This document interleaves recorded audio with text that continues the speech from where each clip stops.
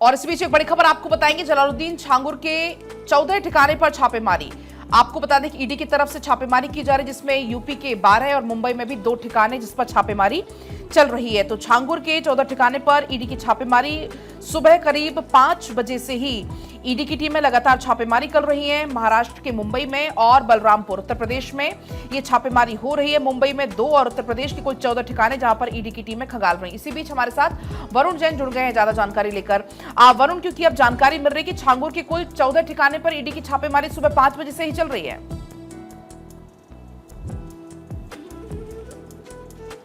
Varun,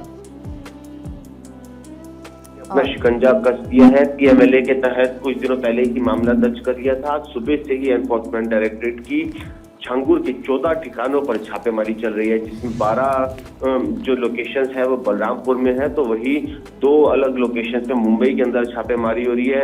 enforcement directorate ने जब अपनी जांच पड़ताल आगे बढ़ाई थी तब पता चला था कि नवीन नाम का जो शख्स है उसके अकाउंट से शहजाद के अकाउंट में 2 करोड़ रुपए ट्रांसफर हुए थे। तो इसी के चलते जो शहजाद के 2 ठिकानों पर मुंबई में छापेमारी हो रही है, उसके बांद्रा और एक दूसरे ठिकाने पर छापेमारी चल रही है। शहजाद से पूछताछ भी चल रही है। बलरामपुर में अलग अलग जगहों पर एनफोर्समेंट डायरेक्टरेट छापेमारी कर रही है। वरुण, ये जांच अभी विदेशों तक भी पहुंचेगी क्योंकि दुबई के यूएई के क्योंकि अलग अलग शहरों में 5 बैंक अकाउंट बताए जा रहे हैं छांगुर के। देखिए, बिल्कुल दुबई और देश के और कई अन्य देशों तक जो ये पूरा का पूरा जो जाल है वो सामने आया था। दुबई से तार जाकर कनेक्ट हुए थे। गाजियाबाद में, लखनऊ में, कई देश के कई शहरों में जो पीड़ित थे वो मिले थे और पता चला था करीब 400 करोड़ रुपए का ये पूरा का पूरा खेल है। एक बहुत बड़ी रकम जो थी वो धीरे धीरे करके छांगुर बाबा को ट्रांसफर हो रही थी और उसी के जरिए जो पैसा था वो लालच देकर पीड़ितों को दिया जाता था और उनका धर्म परिवर्तन कराया जा रहा था। तो एक बहुत बड़ा नेटवर्क है जिसमें मनी लॉन्ड्रिंग हुई। सैकड़ों करोड़ों रुपए हिंदुस्तान भेजे गए और उसी के जरिए ये पूरा का पूरा धर्म परिवर्तन का जो खेल है वो खेला जा रहा था और उसी के चलते एनफोर्समेंट डायरेक्टरेट की इसके अंदर एंट्री हुई थी और आज अपना शिकंजा कसते हुए 14 लोकेशन पर छापेमारी शुरू भी कर दी है। जी, तो देखिए, अलग अलग जगहों पर इस वक्त ये कार्रवाई चल रही है। वरुण, अभी क्या लगता है, क्या अभी कुछ और लोग भी शिकंजे में आ सकते हैं? क्योंकि जाहिर तौर पर तार विदेशों से जुड़ते हुए भी नजर आ रहे हैं। अब ये कार्रवाई जो इस वक्त चल रही है, जो अलग अलग ठिकानों का भी आपने जिक्र किया, जाहिर तौर पर यहाँ से क्लू मिलेंगे, तो कुछ और लोग भी शिकंजे में जरूर आएंगे।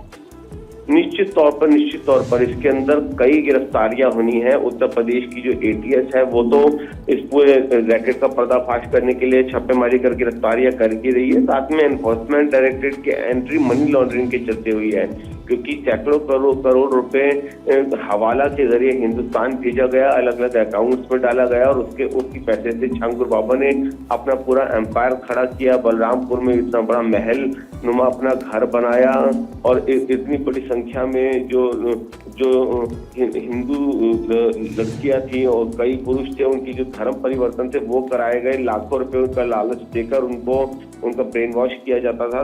जो इतनी बड़ी रकम का लेन देन हुआ हवाला के जरिए जो पैसा हिंदुस्तान पहुंचा वो एनफोर्समेंट डायरेक्टरेट के निशाने पर है, क्योंकि कहीं ना कहीं जो मनी ट्रांजैक्शन की ट्रेल है उसको तोड़कर ही, उसको काउंटर कर ही जो पूरी कड़ी है उसको बस किया जा सकता है कि किन लोगों ने मॉनिटरिंग वाइज मदद की, पैसा कैसे हिंदुस्तान पहुंचा, कैसे हवाला के जरिए ये पैसा इधर पहुंच रहा था। तो एनफोर्समेंट डायरेक्टरेट बिल्कुल वरुण, कई ऐसे एंगल है जिसे लेकर लगातार जांच पड़ताल की जा रही है। फिलहाल बहुत बहुत शुक्रिया इन तमाम जानकारियों के लिए।